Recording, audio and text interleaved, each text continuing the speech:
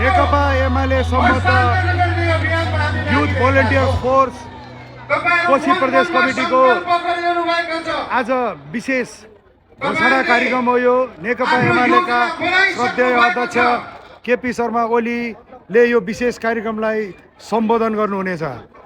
नेकपा एमाले सम्बद्ध जनसङ्गठन भदौ 23 र 24 गतेको जुन जेएनजी आन्दोलन पछाडि आक्रान्त बनेको नेपाललाई शान्ति सुरक्षा अमन चयन कायम गराउनका लागि नेकपा एमाले युथ भोलिन्टियर्स फोर्स नामको चाहिँ जनसङ्गठनको स्थापना गरेको थियो।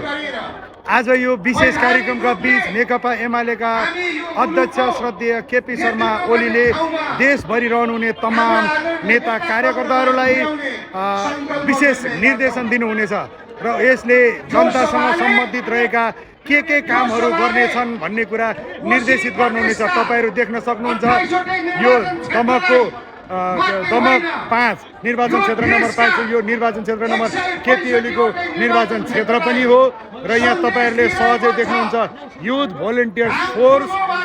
यो तपाईँहरूलाई आतंक सिर्जना गर्न सक्ने यो माहौल के हो तपाईँहरू सहजै देख्न सक्नुहुन्छ। विभिन्न कुनाबाट चाहिँ नेता कार्यकर्ताहरूको आउने क्रम जारी छ भने यहाँनिर अहिले युथ भोलिन्टियर फोर्सका तमाम कार्यकर्ताहरूले यो कार्यक्रम स्थल घेरिसकेका छन्। यो चाहिँ युथ भोलिन्टियर फोर्सले विशेषतः भदौ 23 र 24 को जेएनजी आन्दोलन पछाडि आक्रान्त बनेको समाजलाई शान्ति सुरक्षा अमन चयनको चाहिँ अनुभूति दिलाउनेछ।